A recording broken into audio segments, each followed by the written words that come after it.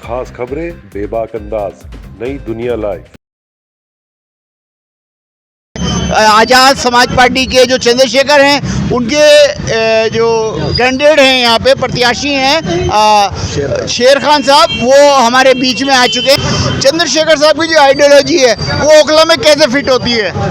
देखिए, आइडियोलॉजी सबसे पहले आपको मैं बताऊं, चंद्रशेखर साहब का जो मेन मेथड या जो मेन मुद्दे पे वो बात करते हैं हमेशा, एक तो लड़कियों की, औरतों की मान सम्मान की बात करते हैं जो बहुत ही ज़रूरी है। दूसरी बात यह है कि जो हाथरस वाला भी केस हुआ था, ये आपने भी आपको भी पता है वो किस तरीके से बॉडी को जला दिया गया, तो उनके अंदर ये प्लस पॉइंट है और उनके साथ युवा जुड़ा हुआ है, उसकी ताकत युवा है।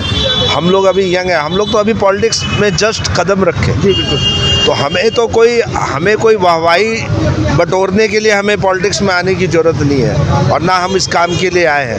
हमारे लिए तो पूरी ज़िंदगी पड़ी है अभी। नहीं, अब आप देखिए जैसे यहाँ पे आम आदमी पार्टी के विधायक हैं, उसके बाद AIM से भी एक कैंडिडेट आ गए हैं जो कि शफीर रहमान है, वो भी एक अच्छे आदमी हैं, बिल्कुल ठीक है ना।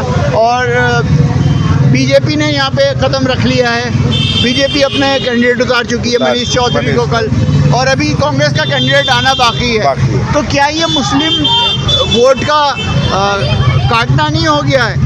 देखिए, माइनॉरिटीज़ को आजकल पब्लिक ना, जो पब्लिक है अब समझदार हो चुकी है, उसको कहाँ वोट डालना है उसको पता है। अगर हर पार्टी यही सोच ले फिर अपना कैंडिडेट क्यों उतारेगा? MIM भी एक मुस्लिम कैंडिडेट है, तो उसको नहीं उतारना चाहिए था।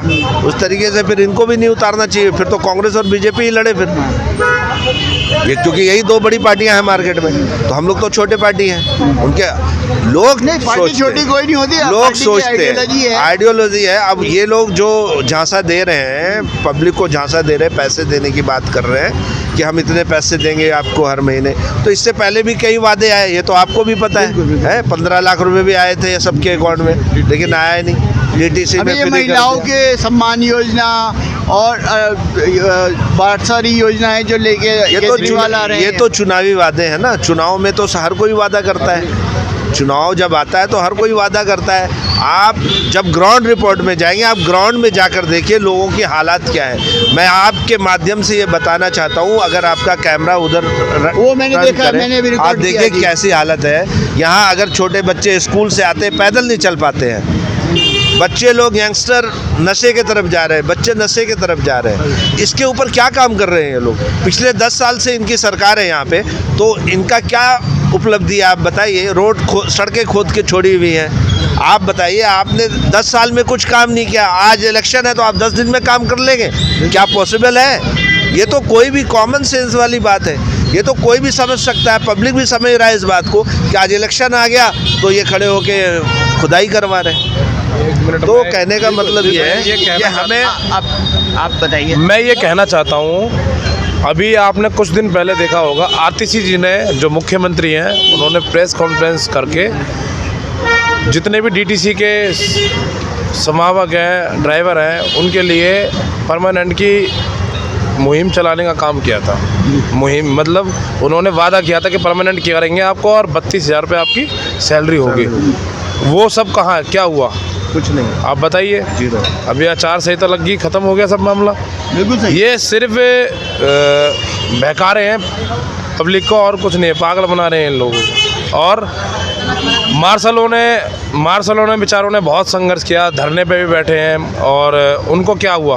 वो उन्होंने कोरोना में मार्शलों ने लोगों की सेवा की, अपने जान पर खेल गए। एक मुद्दा निकल के आ रहा है जो जिसमें मैं आपसे बात करूंगा, ख़ास तौर से आपसे बात करूंगा। अभी पुजारियों को, ग्रंथियों को 18,000 रुपये महीना देने का वादा किया केजरीवाल जी ने, लेकिन पिछले 18 महीने से जो दिल्ली वक्फ बोर्ड, सरकार से उसका कोई मतलब नहीं, दिल्ली वक्फ बोर्ड इमामों को तनख्वाह देता है, उनको 18 महीने से तनख्वाह नहीं मिली। उसके बारे में आप क्या कहेंगे? मैं यही कहूँगा उनके बाद एक चीज़ तो मैं आपको बड़े साफ़ सुथरे लफ्ज़ों में ये बताना चाहता हूँ कि कोई भी सरकार अगर किसी को पैसे दे रही है तो वो कोई अपने पॉकेट से नहीं दे रही है, ये हमारा टैक्स का पैसा। सरकार की बात ही नहीं है, वक्फ बोर्ड अलग बॉडी है ना, अपनी अलग बॉडी है तो देनी चाहिए ना। तो हमारे तो आम आदमी पार्टी के जो साहब हैं वही तो हैं उनके जी, चेयरमैन। जी। तो ये तो सवाल आपको उनसे पूछना नहीं, चाहिए मैं उनसे कि पूछूंगा, जनाब ये तो मैं उनसे आपने पूछ रहा हूँ। पैसा क्यों नहीं दिया इनको आज मैं तो तक। उनसे पूछूंगा, लेकिन हाँ, आप तो आपकी वो तो अपना क्लैरिफिकेशन दे देंगे कि मैं तो जेल में था। जी जी जी यही तो देंगे। जी, जी, बिल्कुल। तो जेल में आप थे, बाकी सिस्टम तो बाहर था ना। जी। तो देना चाहिए, क्यों नहीं दिया। और इंशाल्लाह अगर हमें यहाँ के आवाम ने अगर हमें ताकत बनाई और हमें भेजा विधानसभा के अंदर, तो हम भी चंद्रशेखर साहब की तरह दहाड़ के और इनकी सारी जो भी प्रॉब्लम है उसको ख़त्म कराने का काम करेंगे। तो अभी आप सुन रहे थे, देख रहे थे ओखला प्रत्याशी बहुजन आज़ाद पार्टी जो कि चंद्रशेखर साहब की है। चंद्रशेखर रावण जो हैं, जो अपने आप में एक आंदोलन है अपने आप में, उनके जो प्रत्याशी हैं यहाँ से ओखला से शेर खान साहब, वो यहाँ में हमें मिले और इनसे बातचीत हुई। तो इस बातचीत में उनके विचार सामने आए।